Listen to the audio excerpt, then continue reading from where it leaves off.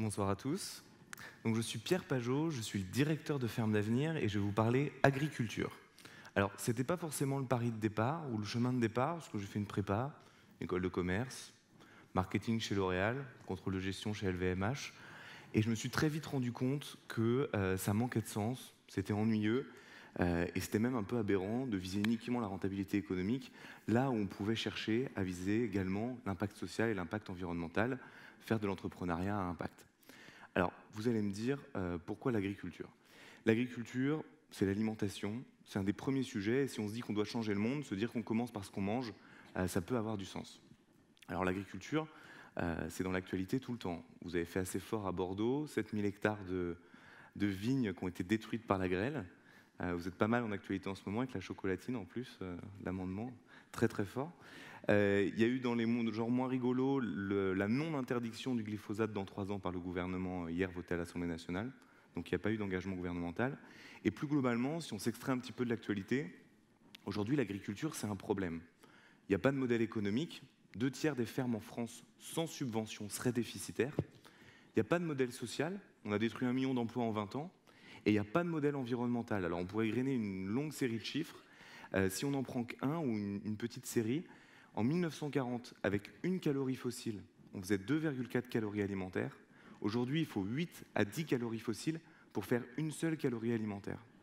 Dit autrement, on est dans un système aberrant où pour produire notre alimentation, on a besoin d'énormément de pétrole. Donc ça ne fonctionne pas.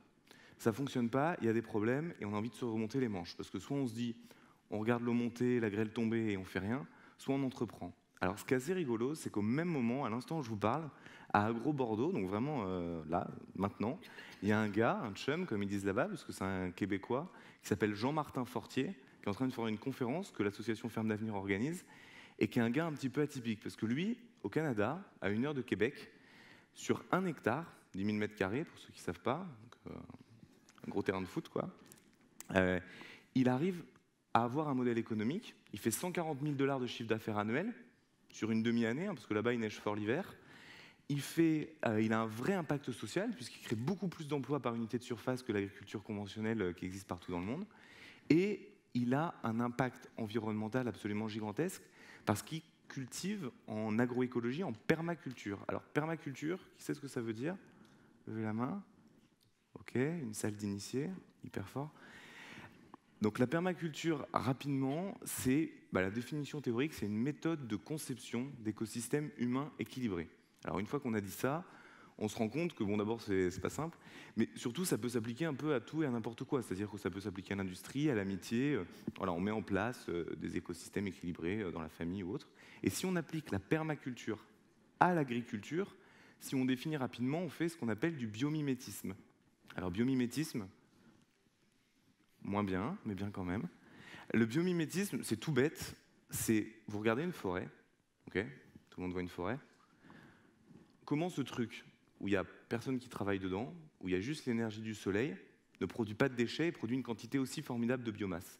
Et en fait, le biomimétisme, c'est ça, et la permaculture, en tout cas au sens agricole du terme, c'est regarder les technologies naturelles et se dire, mais comment on peut s'inspirer de ces écosystèmes pour en faire des écosystèmes productifs? Donc nous, c'est ce qu'on fait, et c'est ce qu'on propose. C'est des solutions pour financer des fermes, des Jean-Martin Fortier, partout, à l'étranger, en France. On les finance, on les forme pour que ça existe partout dans le monde. Donc en fait, je peux vous le dire maintenant, nous on est des gros capitalistes.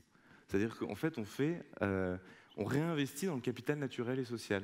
L'agriculture, c'est le seul endroit où on a décapitalisé en 40 ans. L'outil de travail en agriculture, c'est quoi? C'est la qualité de l'eau, c'est la qualité de la biodiversité et des abeilles qui viennent polliniser, c'est la qualité du sol. Donc nous, c'est ce qu'on fait, c'est qu'on capitalise quoi? On remet des sous, de l'argent, de la formation dans des fermes qui recréent de la qualité de l'eau, qui recréent de la biodiversité, qui recapitalisent les sols, qui créent des sols vivants. Donc nous, c'est ce qu'on fait. Et un dernier petit clin d'œil, en fait, dans cette salle de cinéma, il y a quelques jours, on a diffusé un film qui s'appelle « On a 20 ans pour changer le monde », qui est un film qui suit l'aventure Ferme d'Avenir. Alors le film a été tourné il y a à peu près 1 an, donc il ne reste plus que 19 ans. Donc bougez-vous, bougeons-nous, et c'est possible, il y a des solutions. Merci.